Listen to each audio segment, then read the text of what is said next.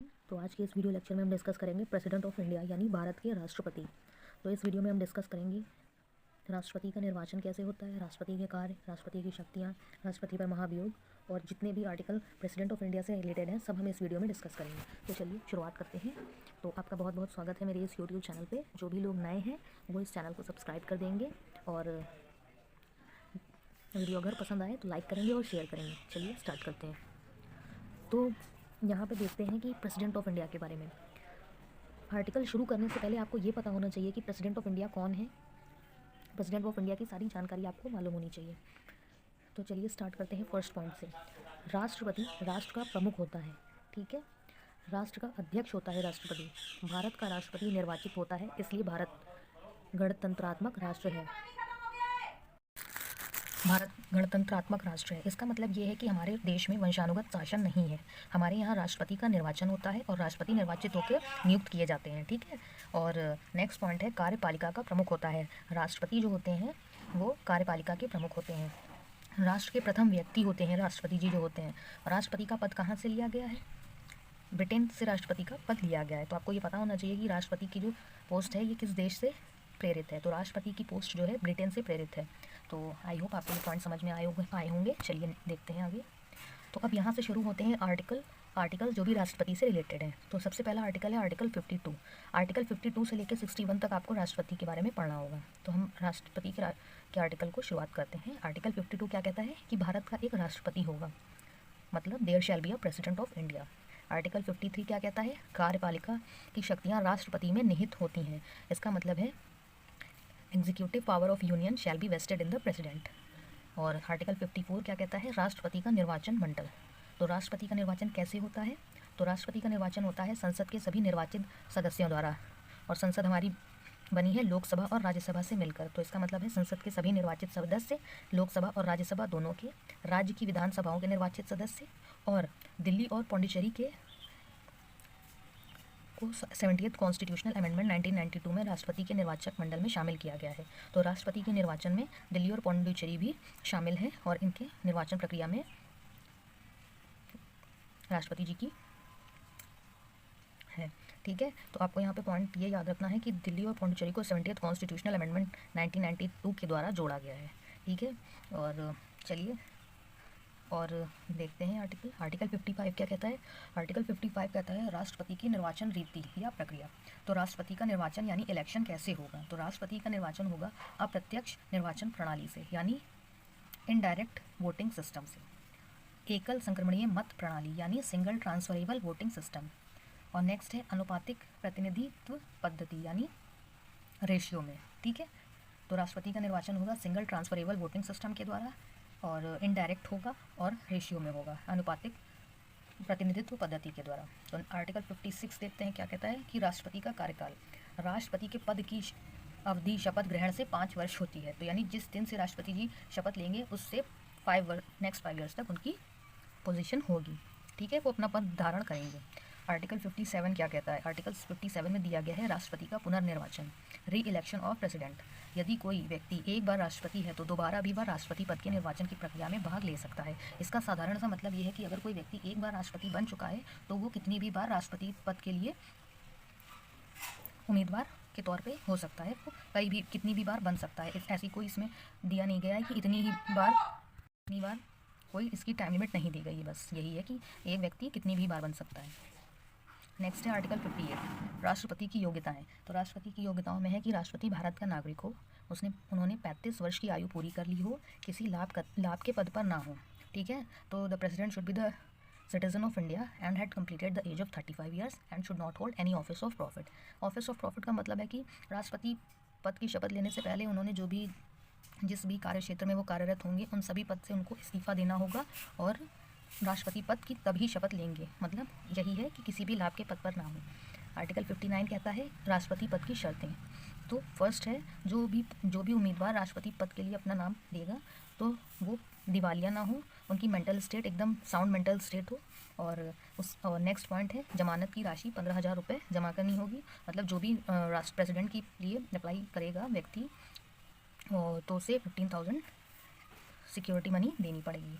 और जब आप प्रेसिडेंट का इलेक्शन जीत जाएंगे तो आपको ये पैसे वापस मिल जाएंगे। और कुल मतों का 1/6 पाने पर ज़मानत जब्त नहीं होगी। तो ये 3 पॉइंट हैं राष्ट्रपति के शर्तें, तो आप इसको याद रखेंगे। ये तीनों ही इम्पोर्टेंट हैं, इसको आप याद रखेंगे। और इसके अलावा कोई भी एग्ज़ाम में पूछा जाए तो आप बिल्कुल भी इसे नहीं वो करेंगे, ठीक है। आई होप समझ गए होंगे। मतलब राष्ट्रपति की योग्यताओं में है कि वो भारत के नागरिक हों, 35 वर्ष की आयु पूरी कर चुके हों, किसी लाभ के पद पर ना हों। और शर्तें हैं, उम्मीदवार जो है साउंड मेंटल स्टेट हो और शुड नॉट बी इंडेप्टेड यानी दिवालिया ना हो। जमानत राशि 15,000 उन्हें सबमिट करनी पड़ेगी। कुल मतों का 1/6 पाने पर जमानत जब्त नहीं होगी। चलिए नेक्स्ट देखते हैं। आर्टिकल 60 कहता है राष्ट्रपति पद की शपथ। तो राष्ट्रपति जी को कौन शपथ दिलाते हैं? सुप्रीम कोर्ट के मुख्य न्यायाधीश के द्वारा राष्ट्रपति के पद की शपथ दिलाई जाती है। यदि अगर सुप्रीम कोर्ट के मुख्य न्यायाधीश अनुपस्थित यानी एब्सेंट हैं तो उनकी जगह पर सुप्रीम कोर्ट के वरिष्ठतम न्यायाधीश भारत के राष्ट्रपति को शपथ दिलाते हैं। तो आई होप आपको ये समझ में आया होगा। सुप्रीम कोर्ट के मुख्य न्यायाधीश के द्वारा राष्ट्रपति जी को शपथ दिलाई जाती है, और अगर सुप्रीम कोर्ट के मुख्य न्यायाधीश एब्सेंट हैं तो उनके स्थान पर सुप्रीम कोर्ट के वरिष्ठतम न्यायाधीश द्वारा शपथ दिलाई जाती है। अब चलिए नेक्स्ट देखते हैं। राष्ट्रपति पर महाभियोग की प्रक्रिया। तो महाभियोग की प्रक्रिया का प्रावधान अमेरिका के संविधान से लिया गया है। तो महाभियोग क्यों लगाया जाएगा? संविधान का अतिक्रमण करने पर राष्ट्रपति पर महाभियोग लगाया जाएगा। महाभियोग का मतलब होता है इम्पीचमेंट। तो आर्टिकल 61 हमारा पूरी इम्पीचमेंट प्रोसेस को बताता है कि राष्ट्रपति जी का महाभियोग कैसे होता है।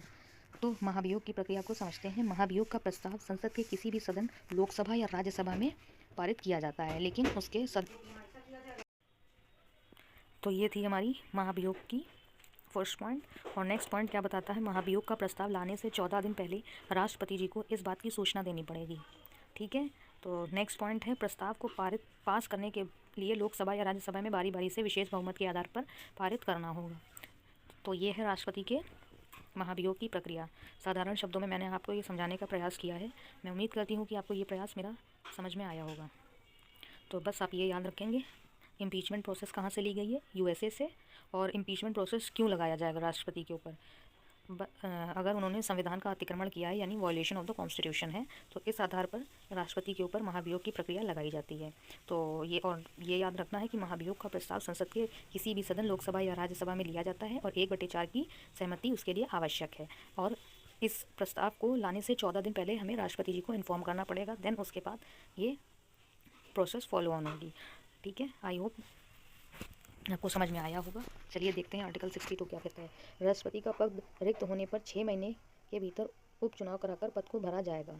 तो ये सिंपल ऑफिस फिलर्स की बात करता है। इसका मतलब ये है कि जब राष्ट्रपति जी अपनी पोस्ट पर नहीं होंगे तो उनकी जगह उपराष्ट्रपति कार्यवाहक राष्ट्रपति के रूप में कार्य करेंगे, और 6 महीने के अंदर राष्ट्रपति के पद को दोबारा से चुनाव करवाकर पद को भरा जाएगा। तो ये है आर्टिकल 62। चलिए कुछ एडिशनल इन्फॉर्मेशन देखते हैं प्रेसिडेंट ऑफ इंडिया के बारे में। तो ये हमारी कंप्लीट लिस्ट है हमारे प्रेसिडेंट ऑफ इंडिया की, जो भी अभी तक प्रेसिडेंट रहे हैं। तो फर्स्ट प्रेसिडेंट हमारे थे राजेंद्र प्रसाद, डॉक्टर राजेंद्र प्रसाद 1950 से 62 तक। देन डॉक्टर सर्वपल्ली राधाकृष्णन, जाकिर हुसैन, वराहमीर वेंकट गिरी यानी वीवी गिरी, ये 2 टर्म तक रहे हैं। आपको ये याद रखना है, ये टाइम पीरियड, ठीक है। Then Neelam Sanjiva Reddy, then Giani Zail Singh, Ram Swamy Venkataraman, then Shankar Dayal Sharma, then Ram Narayan, KR Narayan, APJ Abdul Kalam, Pratibha Patil, Pranab Mukherjee, Ramnath Kovind, और करंटली हमारी प्रेसिडेंट हैं द्रौपदी मुर्मू जी, ठीक है। चलिए नेक्स्ट देखते हैं इंपॉर्टेंट पॉइंट्स जो कि प्रेसिडेंट ऑफ इंडिया से रिलेटेड हैं। आपको इनको भी ध्यान रखना है ज़रूरी। राजेंद्र प्रसाद जी को 2 बार राष्ट्रपति पद को सुशोभित किया है। इनका कार्यकाल सबसे बड़ा रहा है 1950 से लेकर 62 तक। संविधान सभा के अध्यक्ष थे डॉक्टर राजेंद्र प्रसाद। अंतरिम सरकार में कृषि मंत्री थे डॉक्टर राजेंद्र प्रसाद, जो कि हमारे प्रेसिडेंट ऑफ इंडिया रह चुके हैं। और नेक्स्ट है डॉक्टर सर्वपल्ली राधाकृष्णन के बारे में।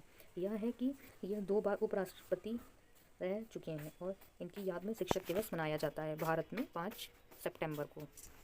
नेक्स्ट है जाकिर हुसैन, पहले मुस्लिम राष्ट्रपति थे। इनका कार्यकाल सबसे छोटा था, पहले राष्ट्रपति जिनकी मृत्यु कार्यकाल के दौरान हुई। नेक्स्ट वीवी गिरी, सबसे कम मतों से जीतने वाले व्यक्ति। इनके समय में 2 बार मतगणना हुई है। इन्होंने राष्ट्रपति का कार्यवाहक राष्ट्रपति का पद संभाला है। फखरुद्दीन अली अहमद, स्वतंत्र भारत के ऐसे राष्ट्रपति जिनकी मृत्यु कार्यकाल के दौरान हो गई थी। नेक्स्ट है नीलम संजीव रेड्डी, इकलौते ऐसे राष्ट्रपति जिन्होंने राष्ट्रपति का चुनाव निर्विरोध जीता था।